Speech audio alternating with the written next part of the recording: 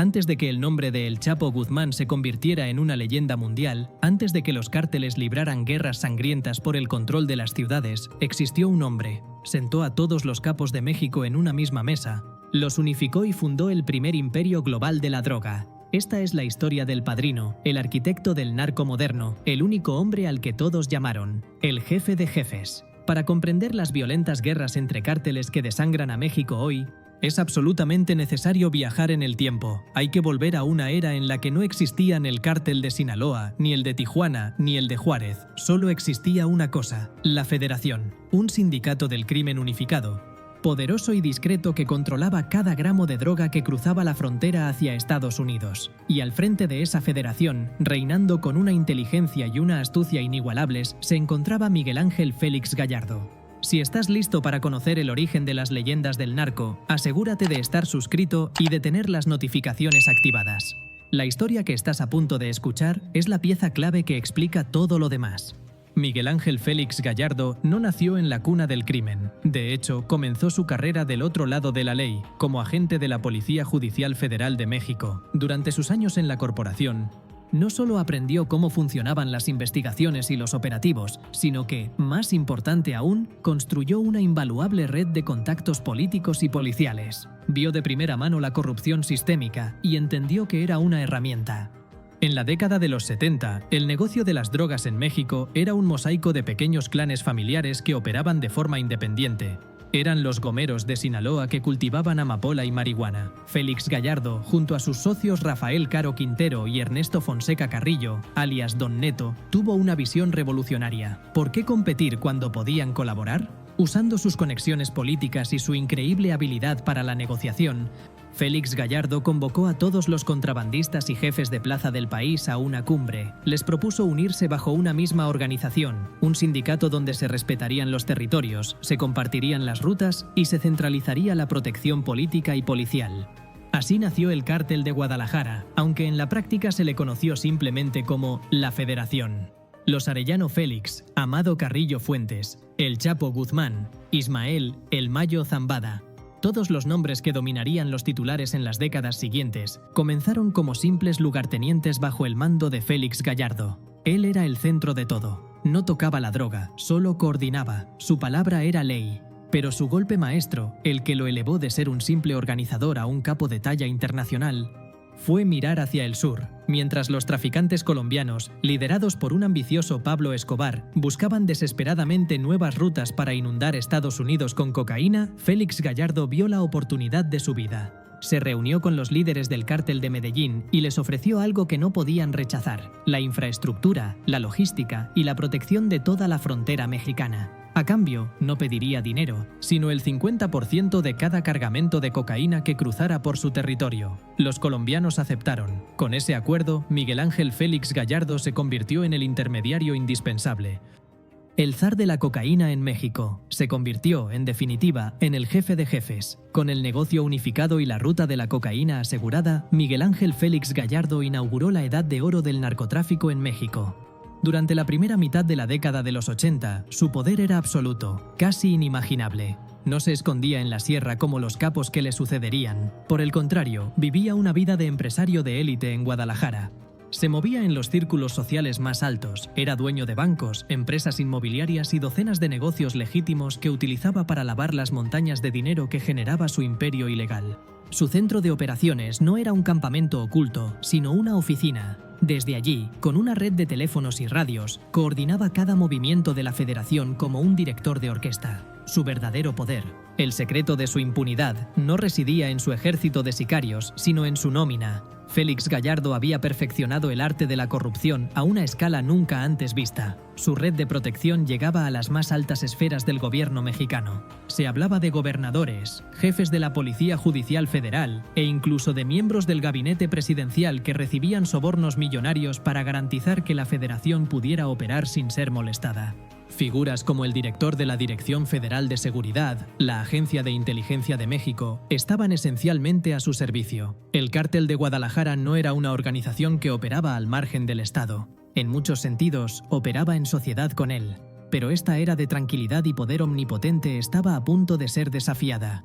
El gobierno de Estados Unidos, alarmado por el torrente de cocaína que cruzaba la frontera, decidió instalar una nueva oficina de la Administración de Control de Drogas, la DEA, en Guadalajara, y a esa oficina llegó un agente que cambiaría la historia, Enrique Kiki Camarena. Camarena era un agente tenaz, inteligente y, sobre todo, incorruptible. Rápidamente se dio cuenta de que los pequeños golpes a los traficantes de bajo nivel eran inútiles.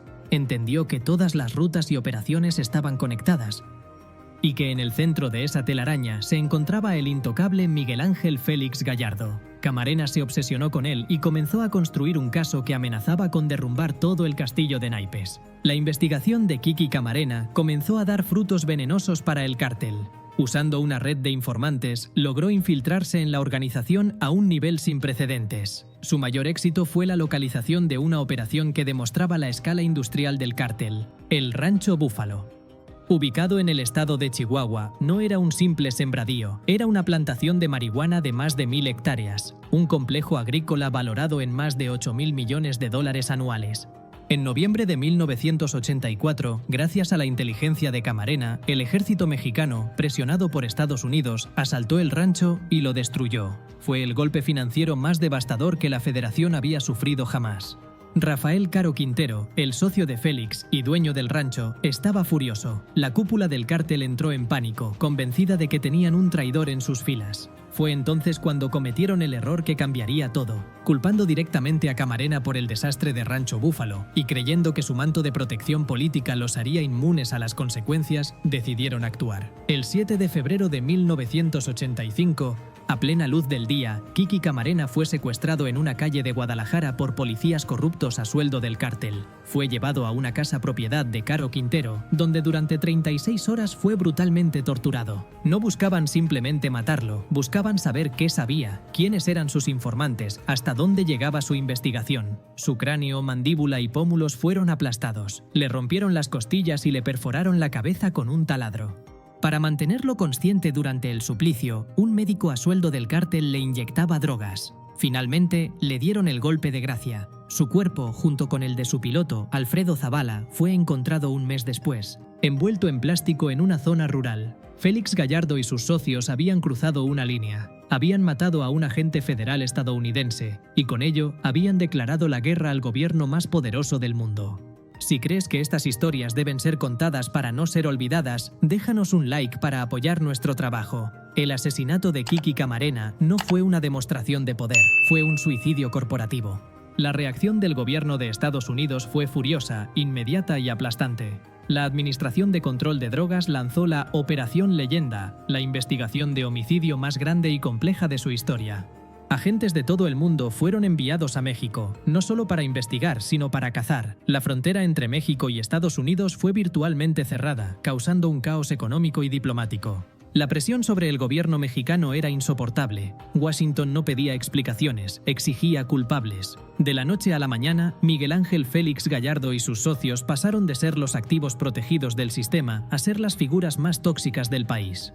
Sus poderosos amigos en la política y la policía les dieron la espalda, temerosos de la ira estadounidense. El pacto de impunidad se había roto. Rafael Caro Quintero y Ernesto Fonseca Carrillo, Don Neto, fueron capturados en cuestión de meses. Pero Félix Gallardo, el cerebro de todo, el hombre que operaba desde las sombras, logró evaporarse. Durante 4 largos años, vivió como un fugitivo, utilizando su astucia y los últimos vestigios de su red de protección para mantenerse un paso por delante de la ley. Sin embargo, su tiempo se había acabado. El 8 de abril de 1989, sin un solo disparo, fue arrestado en su casa de Guadalajara. El reinado del jefe de jefes había terminado. Pero su historia y su influencia no terminaron con su arresto. Encarcelado y sabiendo que su imperio unificado no podría sobrevivir sin él, Félix Gallardo tomó una última decisión como el padrino de la mafia. Desde la prisión de alta seguridad, convocó a sus principales lugartenientes y, como un emperador dividiendo su reino antes de morir, repartió el territorio. La plaza de Tijuana y la frontera de California se la entregó a sus sobrinos, los hermanos Arellano Félix. La plaza de Ciudad Juárez y la frontera de Texas fue para la familia Carrillo Fuentes, encabezada por Amado Carrillo, el Señor de los Cielos. Y la joya de la corona, las operaciones en el estado de Sinaloa y la costa del Pacífico, se la heredó a sus discípulos más prometedores, Joaquín El Chapo Guzmán y Héctor El Güero Palma. Con este acto, Miguel Ángel Félix Gallardo desintegró la federación y sin saberlo dio a luz a los monstruos: el Cártel de Tijuana, el Cártel de Juárez y el Cártel de Sinaloa. Los mismos que pasarían las siguientes 3 décadas masacrándose entre sí por el control total que él alguna vez ostentó. La paradoja de Miguel Ángel Félix Gallardo es que fue un hombre que construyó un imperio a través de la negociación y la paz entre criminales, pero su caída desató una era de violencia sin precedentes. Fue el visionario que creó un modelo de negocio unificado y relativamente discreto, pero también fue el arquitecto del sistema de cárteles fragmentado y ultraviolento que aterroriza a México en la actualidad.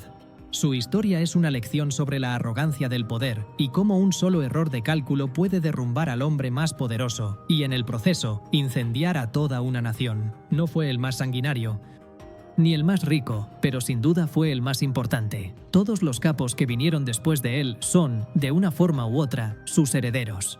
Herederos de un imperio en ruinas que todavía pelean sobre las cenizas que dejó el jefe de jefes. La historia del origen es crucial para entender el presente. Si este viaje al nacimiento de los cárteles te ha resultado revelador, apóyanos suscribiéndote al canal y compartiendo este video. ¿Qué personaje de esta era te gustaría que exploráramos a continuación?